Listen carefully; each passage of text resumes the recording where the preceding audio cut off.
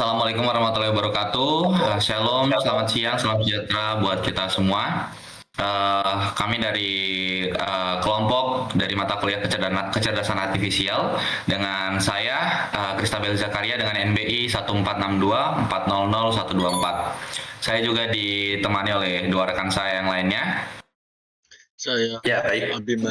Perkenalkan, nama saya Cio Windika Pratama dengan NBI 1462400112. Saya Abimanyu Setiawan Nurseto dengan NBI 1462400120. Di sini kelompok kami membuat sebuah sistem dalam mata kuliah kecerdasan artifisial, yaitu sistem pakar diagnosis penyakit tiroid berbasis rule-based expert system. Mata kuliah kecerdasan artifisial ini diampu oleh Bapak Bagus Hardiansyah, Eskom MSI. Lanjut ke slide berikutnya. Di sini gambaran umum sistem yang kami buat. Sistem yang kami buat adalah sistem pakar diagnosis penyakit tiroid berbasis rule-based expert system. Tujuan sistem ini adalah memberikan diagnosis awal penyakit tiroid berdasarkan yang pertama ada nilai laboratorium TSH, T3 dan T4, kemudian gejala klinis yang dialami pasien. Dan sistem ini tidak menggantikan dokter, tetapi berfungsi sebagai decision support system. Dan komponen sistem pakar yang kami buat terdiri dari 4 komponen utama. Yang pertama adalah knowledge base, yaitu berisi pengetahuan medis tentang penyakit tiroid, yang dimana dalamnya berisi aturan if then. Kemudian yang kedua ada rule set, yaitu aturan diagnosis hipotiroidisme, hypertiroidisme, nodul tiroid, dan kondisi normal. Dan yang ketiga ada inference engine, yaitu menggunakan metode forward chaining, yaitu penalaran dari data sampai ke kesimpulan. Dan yang keempat ada user interface atau konseptual, di mana ini merupakan tempat memasukkan nilai TSH, T3, T4, dan gejala. Kemudian ada metode inferensi, yaitu metode yang digunakan adalah forward chaining, karena ada 3 alasan. Yang pertama, sistem memulai dari fakta pasien. Yang kedua, mencocokkan fakta dengan aturan. Dan yang ketiga, menghasilkan diagnosis yang sesuai. Untuk materi selanjutnya akan dijelaskan oleh Saudara Cio. Ya, baik. Di sini saya akan menjelaskan rule-rule yang digunakan dan implementasinya. Di sini terdapat 4 rule yang akan digunakan, yaitu rule pertama ada hipotiroidisme, yang berisi ada jika TSH tinggi dan T4 rendah, maka diagnosisnya adalah hipotiroidisme. Dan ada jika TSH tinggi dan terdapat gejala hipotiroid, maka hipotiroidisme. Dan untuk yang kedua ada rule hipertiroidisme. Jika TSH rendah dan T3 tinggi, maka hipertiroidisme. Jika TSH rendah dan T4 tinggi, maka hipertiroidisme. Dan yang ketiga ada rule nodul tiroid. Jika terdapat pembesaran leher atau terdapat benjolan atau sulit menelan, maka nodul tiroid. Untuk rule yang keempat adalah rule normal. Jika TSH normal dan T3 normal dan T4 normal dan tidak ada gejala, K normal. Nah, untuk implementasi di prolog, fakta dimasukkan sebagai fakta dinamis. Diagnosis ditentukan oleh prediksi diagnosis X. Jika tidak ada rule yang cocok, tidak terdiagnosis atau butuh data tambahan. Nah, di sini kita masuk ke demonstrasi proses inferensi. Di sini terdapat kasus 1, yaitu hipotiroidisme, TSH tinggi, plus T4 rendah. Faktanya, TSH sama dengan tinggi, T4 sama dengan rendah. Proses inferensinya, yang pertama yaitu sistem membaca fakta bahwa TSH tinggi dan T4 rendah, mencocokkan dengan rule hipotiroidisme. Rule terpenuhi seluruhnya. Nah, untuk rule yang digunakan adalah jika TSH tinggi dan D4 rendah, maka hipotiroidisme. Kesimpulan yang dihasilkan adalah pasien didiagnosis hipotiroidisme.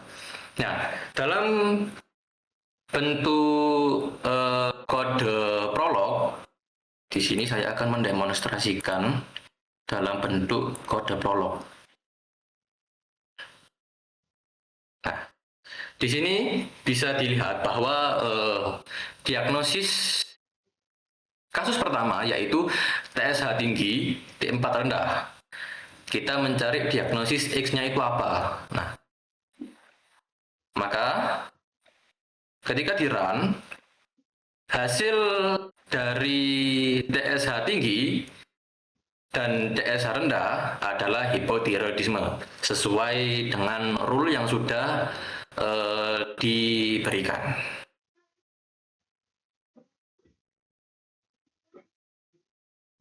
Oke, masuk ke kasus yang kedua. Masih sama hipotiroidisme, cuma di sini faktanya berbeda. Nah, fakta yang berbeda adalah TSH-nya tetap tinggi, tetapi di sini diganti dengan gejala. Gejalanya sama dengan hipotiroid. Proses inferensinya, sistem menemukan TSH tinggi, sistem menemukan gejala hipotiroid. Rule alternatif hipotiroidisme terpenuhi. Nah, untuk rule yang digunakan adalah jika TSH tinggi dan gejala hipotiroid, maka hipotiroidisme. Kesimpulan, pasien didiagnosis hipotiroidisme. Nah, pada kode prolognya akan seperti ini.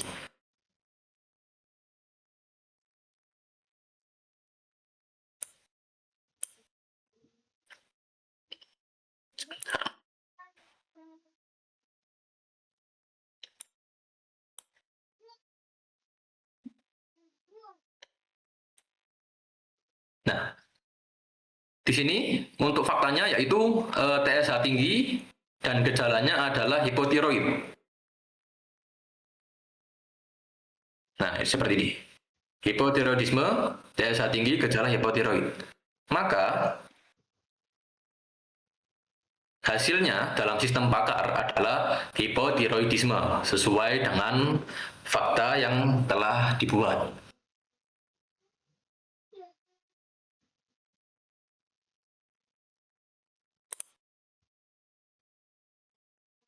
Nah, lanjut kepada kasus 3 yang akan dijelaskan oleh rekan saya, Mas Abimanyu.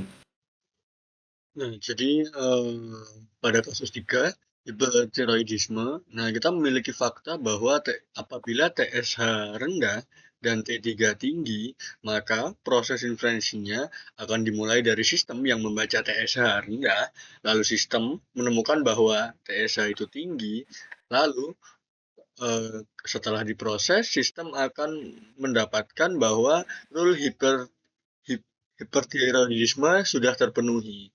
Jadi kira-kira rules yang akan digunakan adalah jika TSH rendah dan T3 tinggi, maka hipertiroidisme. Seperti itu. Jadi kesimpulannya, pasien didiagnosis menderita hipertiroidisme. Seperti itu. Nah, tolong dibantu Mas Yo buat sweep prolognya. Nah, jadi pada aset yang kita butuhkan di sini sudah Mas. Nah, ini apabila TSH-nya rendah dan T3-nya tinggi, maka hasil diagnosisnya adalah hipertiroidisme seperti itu. Nah, kita lanjut ke kasus berikutnya.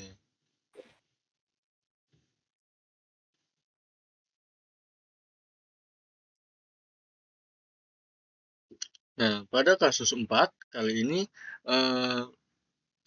sama. Ini adalah alternatif dari hipertiroidisme. Jadi faktanya adalah TSH rendah, tapi T4-nya sekarang yang tinggi. Untuk proses inferensinya sebenarnya sama saja, cuman yang berbeda di sini adalah data masukannya adalah T4-nya yang tinggi, seperti itu. Jadi rule yang digunakan sebenarnya juga tidak berbeda jauh. Jika TSH rendah dan T4 tinggi, maka hipertiroidisme seperti itu. Jadi kesimpulannya juga tetap sama seperti sebelumnya bahwa pasien akan didiagnosis hipertiroidisme. Nah, untuk free prolognya Mas Yo. Nah, untuk free prolognya juga sebenarnya nggak beda jauh. Kita untuk data yang masuk juga sama, tetapi T3-nya kita ganti ke T4 seperti itu. Nah, hasilnya juga tetap hipertiroidisme. Nah, untuk kasus selanjutnya mungkin bisa dibantu sama Mas Krista.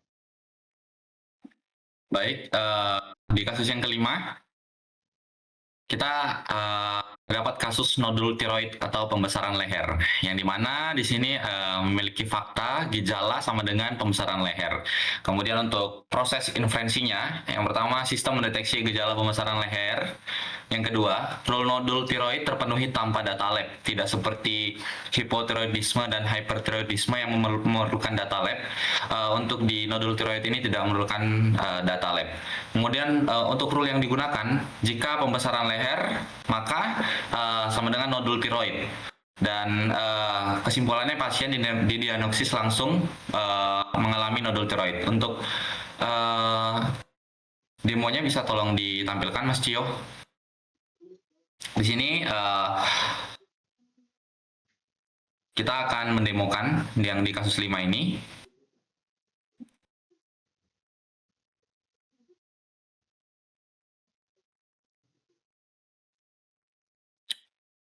Di kasus 5 ini, apabila terdapat gejala, maka sama dengan pembesaran leher.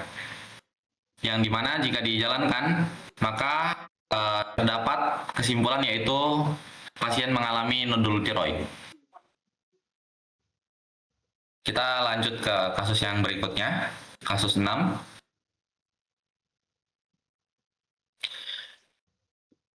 Di kasus yang ke-6 ini bukan penyakit tetapi menunjukkan kondisi normal dari pasien, yang dimana memiliki 4 fakta. Jika TSH sama dengan normal, T3 sama dengan normal, T4 sama dengan normal, dan tidak ada gejala. Dan kemudian untuk proses inferensinya, yang pertama semua nilai lab normal, yang kedua tidak ditemukan gejala, dan yang ketiga rule normal terpenuhi. Kemudian untuk rule yang digunakan, jika TSH normal dan T3 normal dan T4 normal dan tidak ada gejala, maka semua normal. Kita bisa langsung buka di demonya.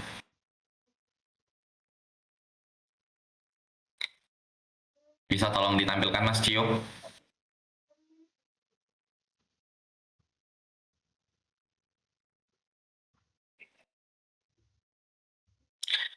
Baik, di sini setelah ditampilkan terdapat TSH semuanya normal, yaitu TSH-nya normal, T3 normal, T4 normal, dan ketika dijalankan, maka hasilnya adalah kondisi pasien normal.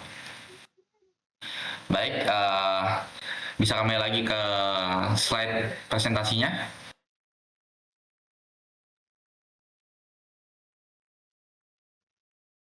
Baik, sekian presentasi kelompok kami dalam mata kuliah kecerdasan artifisial tentang membahas sistem pakar diagnosis penyakit tiroid berbasis rule-based expert system. Dan apabila ada kekurangan atau kesalahan dalam pengucapan atau penyebutan, kami memohon maaf. Dan kami akhiri. Wassalamualaikum warahmatullahi wabarakatuh. Shalom, salam sejahtera buat kita semuanya. Terima kasih.